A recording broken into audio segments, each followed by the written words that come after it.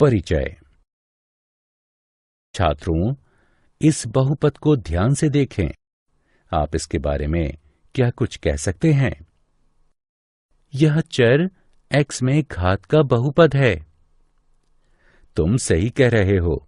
ठीक उसी तरह 2y का वर्ग घटा 3y जमा 4 y चर का द्विघात बहुपद है एवं 5x घन घटा 4x वर्ग जमा x घटा वर्गमूल 2 x चर का त्रिघात बहुपद है। सर, क्या यह बहुपद व्यंजक है? नहीं, इनमें से कोई भी व्यंजक बहुपद नहीं है। आज हम लोग बहुपद के बारे में विस्तार से जानेंगे। उद्देश्य। इस पाठ के अंत में आप निम्न करने में सक्षम हो जाएंगे।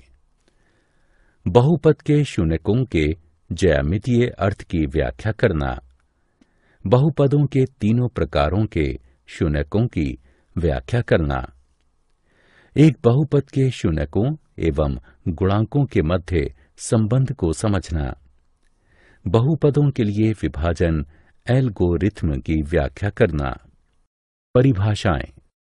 एक बहुपद की घात उस पद की घात के बराबर होती है जिसकी घात बहुपद में सर्वोच्च होती है।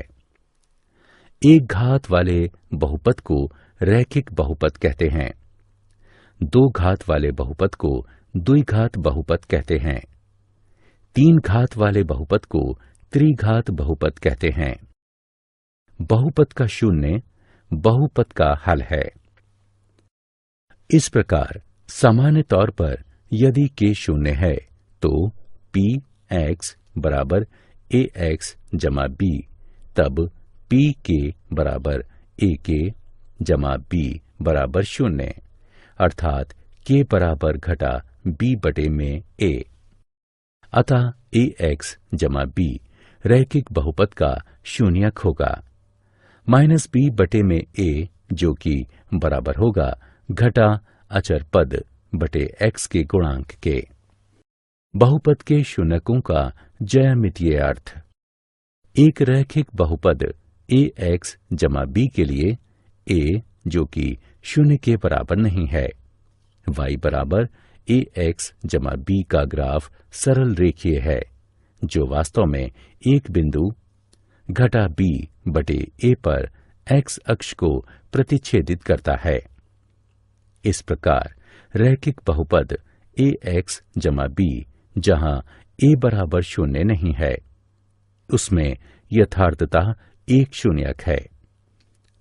बहुपद समीकरण y बराबर ax वर्ग जमा bx जमा c द्विपद समीकरण है। द्विपद समीकरण का ग्राफ परवलयिक होता है। बहुपद के शून्यकों का ज्यामितीय अर्थ।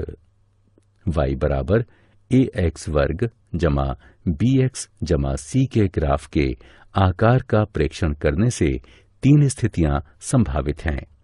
आइए एक एक कर इन तीनों स्थितियों पर विचार करते हैं। स्थिति 1। इस स्थिति में ग्राफ x अक्ष को दो भिन्न बिंदुओं a एवं a' पर काटता है। इस प्रकार a एवं a' के x निर्देशांक द्विघात बहुपद a x का वर्ग जमा bx जमा c के दो शून्यक हैं। स्थिति 2। इसमें ग्राफ x अक्ष को वास्तव में एक ही बिंदु पर काटता है, अर्थात दो संपाती बिंदुओं पर। प्रथम स्थिति के दो बिंदु a एवं a' यहाँ एक रूप सन्निपतित होकर एक बिंदु a में परिणत हो जाता है। स्थिति 3। इसमें या तो ग्राफ पूर्ण रूपेण x अक्ष के ऊपर होता है या फिर पूर्ण रूपेण x अक्ष के नीचे। यहाँ x अक्ष को किसी भी बिंदु पर नहीं काटता। इस स्थिति में द्विघात बहुपद ax वर्ग जमा bx जमा c में कोई शून्य नहीं होता। त्रिघात बहुपद के शून्यकों का ज्यामितीय अर्थ। बहुपद समीकरण y बराबर ax का घन जमा bx का वर्ग जमा cx जमा d त्रिघातीय समीकरण है। यह एक त्रिपदीय बहुपद के लिए ग्राफ की संरचना है। एक बहुपद के शून्यकों एवं गुणांकों के मध्य संबंध।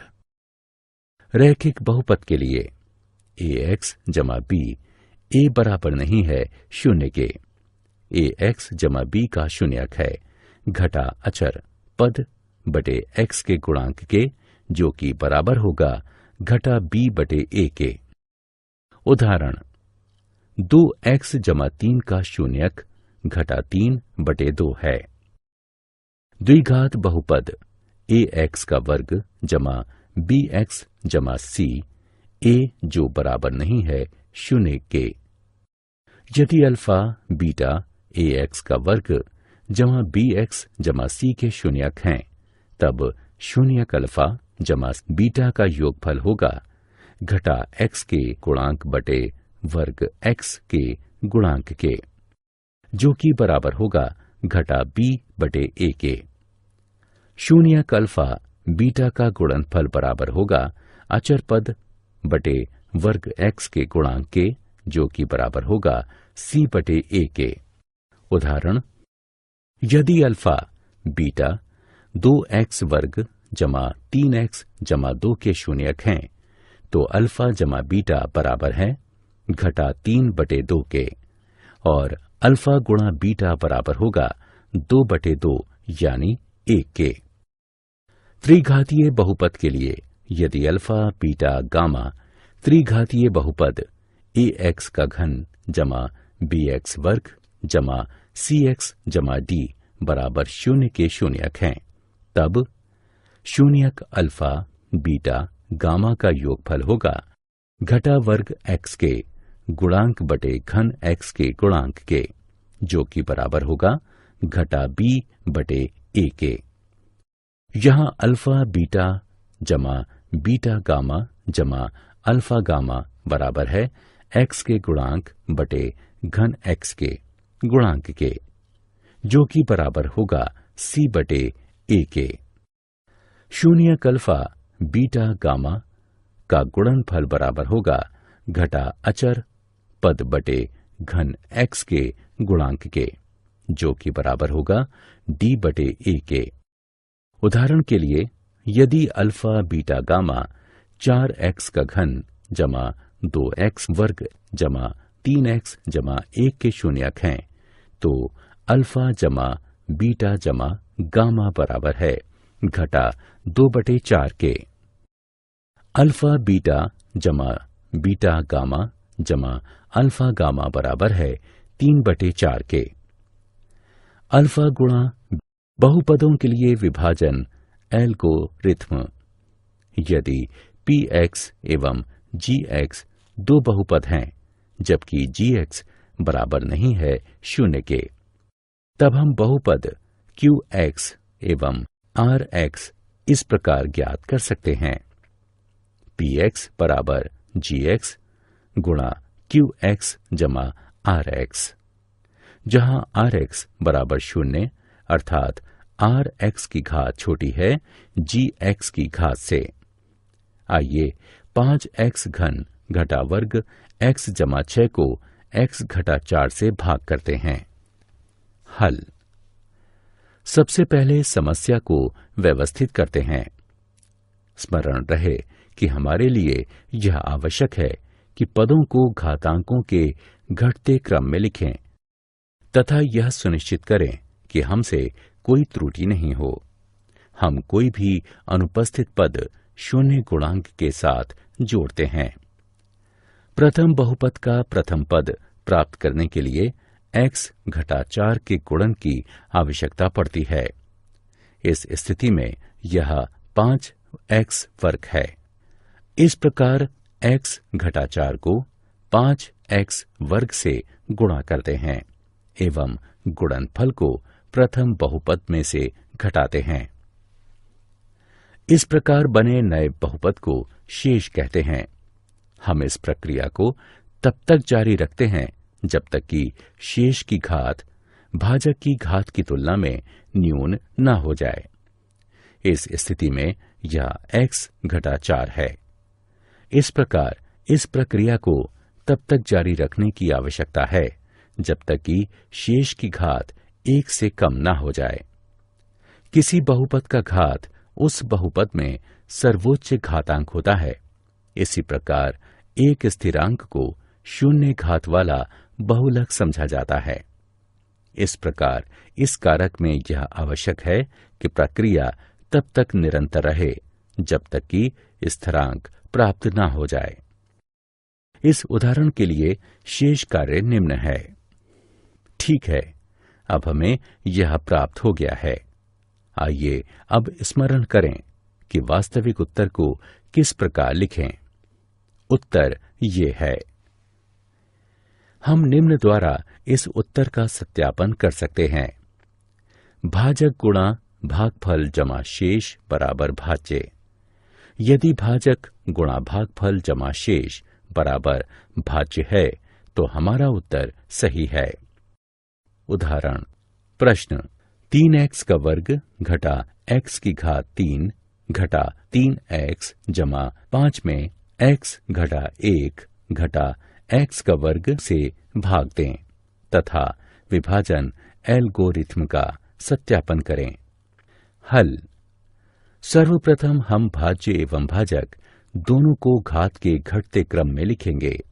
इस प्रकार भाज्य बराबर घटा x का मान 3 जमा 3x वर्ग घटा 3x जमा 5 एवं भाजक बराबर घटा x वर्ग जमा x घटा 1। विभाजित करने पर हम पाते हैं भाजक बराबर घटा x वर्ग जमा x घटा 1, भागफल बराबर x घटा 2 एवं शेष बराबर 3। अब इसका सत्यापन करते हैं। देखते हैं कि भाजक गुणा भागफल जमा शेष बराबर भाज्य है या नहीं। इस प्रकार भाजक गुणा भागफल जमा शेष बराबर है भाज्य के, अतः यह सत्यापित हुआ। क्या आप जानते हैं, हमारे पास बहुपद से जुड़े बहुत से उपयोगी तथ्य हैं। बहुपद सभी प्रकार के गणितीय व्यंजकों में सहायक होते हैं क्योंकि इनमें से प्रत्येक केवल गुणा एवं जोड़ की संक्रियाओं में ही लिप्त होते हैं। बहुपद फलन में वास्तविक शून्यकों की संख्या कभी भी बहुपद की घात से अधिक नहीं होती है। प्रत्येक बहुपद पूर्णांक घातांक तथा स्थिरांक के साथ पूर्णांकों में रैखिक अथवा अलघुकरणीय द्विघात के गुणनफल का गुणक हो सकता है। सारांश। आइए हमने जो कुछ सीखा है उसे संक्षेप में दोहराएं। 1, 2 एवं 3 घातों वाले बहुपदों को क्रमशः रैखिक, द्विघात एवं त्रिघात बहुपद कहा जाता है। एक द्विघात बहुपद ax वर्ग जमा bx जमा c, जहां a, b, c वास्तविक संख्याएं हैं तथा a शून्य के बराबर नहीं है के रूप में होता है। एक बहुपद px के शून्यक उन बिंदुओं के x निर्देशांक होते हैं जहां y बराबर px का ग्राफ x अक्ष को प्रतिच्छेदित करता है। एक द्विघात बहुपद के अधिकतम 2 एवं त्रिघात बहुपद के अधिकतम 3 शून्यक हो सकते हैं। यदि द्विघात बहुपद ax वर्ग जमा bx जमा c के शून्यक अल्फा एवं बीटा हैं, तो अल्फा जमा बीटा बराबर है घटा b बटे a के। अल्फा बीटा बराबर है c बटे a के। यदि त्रिघात बहुपद ax की घात 3 जमा bx वर्ग जमा cx जमा d बराबर 0 के शून्यक अल्फा बीटा a गामा है, तो अल्फा जमा बीटा गामा बराबर है घटा b बटे a के। अल्फा बीटा जमा बीटा गामा जमा गामा अल्फा बराबर है c बटे a के। अल्फा बीटा गामा बराबर हैं D/A के।